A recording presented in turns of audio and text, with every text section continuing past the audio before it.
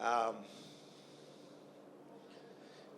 I never thought I'd struggle with it, but I mean, like for some reason, when I wasn't fighting or in camp, sorry.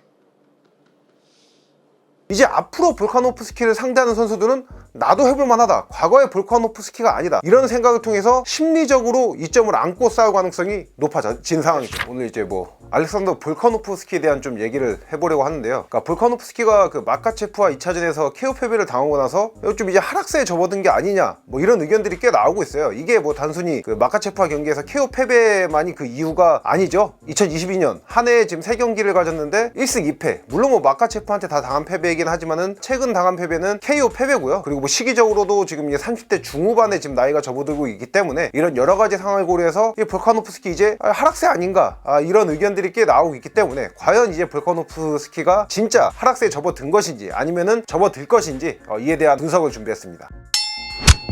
불과 몇 개월 전만 하더라도 볼카노프스키 누가 이길 것인가 이런 얘기가 많이 나왔었잖아요. 그도 그렇게 22년 연초에는 라이트급의 마카체프를 상대로 뭐 승리로 점쳐질 정도로 그런 좋은 경기를 펼쳤고, 야이르 로드리게스를 상대로 패더급 방어전에서 완벽한 모습을 보여줬고요. 그런데 마카체프와의 경기에서 1라운드에 KO 패배를 당하면서 이 여론이 완전히 180도 뒤바뀌어졌어요. 이제 볼카노프스키 끝난 게 아니냐 이런 얘기가 나오고 있는데, 이게 왜 그러냐, 다른 것보다 이제 또 볼카노프스키가 약간 멘탈적인 문제를 드러냈습니다. 마카체프와 2차전 패배 이후에 펼쳐졌던 기자회견에서 볼카노프스키가 인터뷰를 하다가 눈물을 흘렸어요. 이게 왜 그러냐, 이 당시 이제 볼카노프스키가 2차전에서 가장 우려됐던 부분이 숏 노티스, 약 2주 남긴 시점에서 대체 선수로 긴급하게 들어간 거잖아요. 그렇기 때문에 다른 것보다 이 준비 기간이 짧았던 거에 대한 이런 우려가 있었는데, 경기를 또 패배까지 하다 보니까 이에 대한 질문이 나왔던 거죠. 볼카노프스키는 이거에 대한 답변을 하다가 이제 눈물을 보인 거예요. 이게 다른 것보다 이제 볼카노프스키 뭐 기량도 기량이지만 강철 멘탈로 잘 알려져 있었는데, 이런 선수가 눈물을 흘리다 보니까 이 사람들은 당황을 하기 시작했던 거죠. 볼카노프스키가 눈물을 흘렸던 이유 중 하나가 본인이 파이트 캠프 시합 준비에 들어가지 않는 상황이라면은 왠지 모를 그 불안감과 그 초조함에 시달린다고 해요. 그렇기 때문에 마카체프와의 그 숏 노티스를 받아들인 것도 있고, 또 이전에 볼카노프스키가 대단한 부분 중 하나로 평가를 받았던 게 챔피언임에도 불구하고 타이탄 일정을 소화하는 걸로 알려져 있었잖아요. 그러니까 이런 타이탄 일정을 소화했던 것이 이 본인의 이제 불안감, 초조함 때문이었던 것도 했던 거였죠. 그러다 보니까 이후에 뭐 많은 이제 우려 섞인 목소리가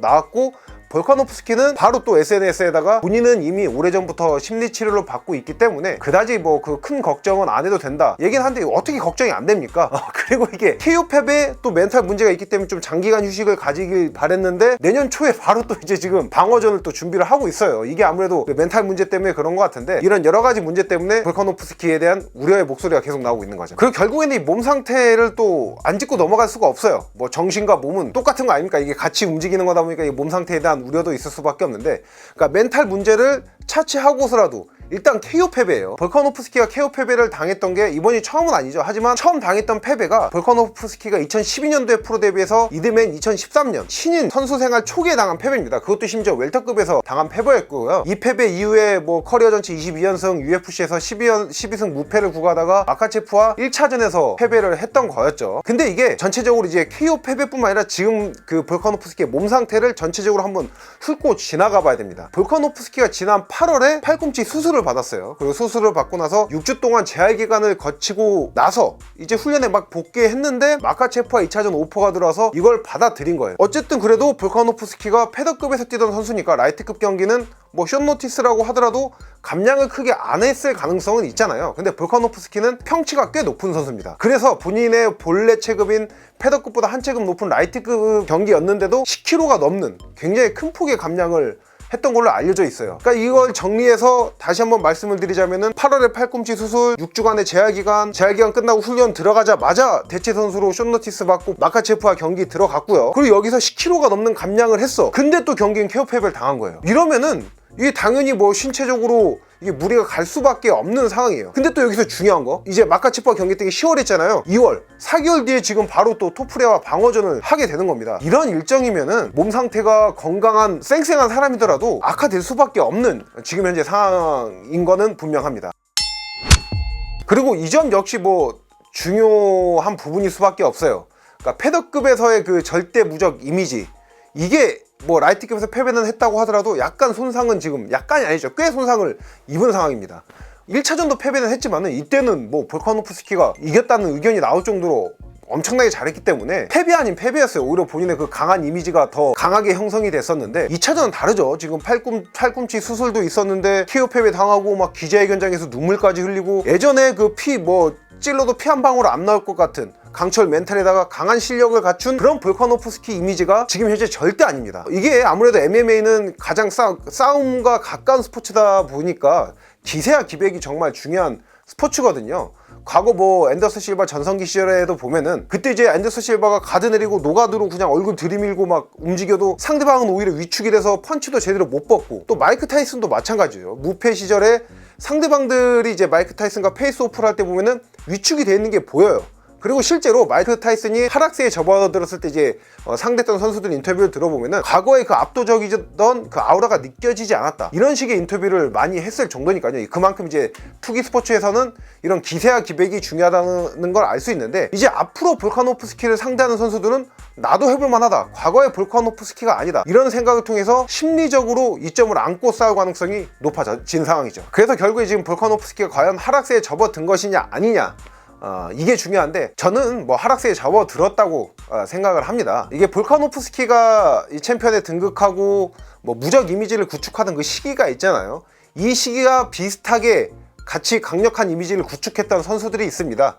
바로 카마루 우스만, 또 볼카노프스키의 팀메이트인 이스라엘 아데사냐인데요. 방금 말씀드린 이스라엘 아데사냐, 뭐 카마루 우스만, 그리고 오늘 시간의 주인공인 알렉산더 볼카노프스키, 이 세 명이 챔피언에 등극한 시기가 똑같습니다. 이 세 선수 모두 2019년에 챔피언에 등극을 해서 이후에 타이틀전에서 연전연승 긴 방어전을 기록하면서 무적 이미지를 구축을 한 거예요. 그리고 또 이 세 선수가 모두 동년배입니다. 1980년대생이에요. 볼카노프스키가 88년생, 아데사냐가 89년생, 카마루 우스만이 87년생이에요. 그러니까 이게 무슨 뭐 80년대생의 저주 뭐 이런 게 아닙니다. 그러니까 시기상 스포츠 과학적으로도 이게 당연히 하락세에 접어드는 게 맞는 거예요. 지금 이 세 선수 모두 30대 중후반의 나이예요. 그러니까 아무리 스포츠 과학이 발달했다고 하더라도 스포츠 종목을 막론하고 30대 중후반의 선수가 전성기의 기량을 구가하는 건 없습니다. 당연히 전성기 시절에서는 좀 떨어지고 이거를 뭐 노련미나 이런 걸로 좀 보완을 하는 건데, 결국에는 뭐 쉽게 말해서 아무리 노련미로 잘 극복을 한다고 하더라도 전성기 시절의 기량은 절대 나올 수가 없는 상이에요. 그렇기 때문에 볼카노프스키가 하락세에 접어든 건 맞고요. 근데 중요한 거는 제가 오늘 말씀드리려고 하는 게, 볼카노프스키가 무슨 뭐 날개를 새마냥 그냥 수직하는 추락한다 이 얘기를 하는 게 아니라 예전만큼 강한 이미지를 보여주기는 힘들다, 이 말씀을 좀 드리고 싶습니다. 그래서 저는 개인적으로 제가 생각을 하는 게, 스포츠 과학적 생리학적으로 30대 중후반에 접어들어서 이제 위기다, 그러니까 시기상 타임라인상 이건 당연히 영원한 게 없기 때문에 하락세에 접어들었다, 이것보다 더 위험한 게 이제 상대방 선수들이 얘 이제 끝물이야, 나도 해볼 만해, 이런 자신감을 가지게 되는 게 저는 볼카노프스키 입장에서는 가장 위험하다, 가장 불리하다, 이렇게 생각을 합니다. 그래서 오늘은 이제 알렉산더 볼카노프스키가 과연 하락세에 접어든 것인지 아닌지 이에 대한 분석을 준비해 봤고요. 다음 시간에도 유익한 컨텐츠로 찾아뵙도록 하겠습니다. Let's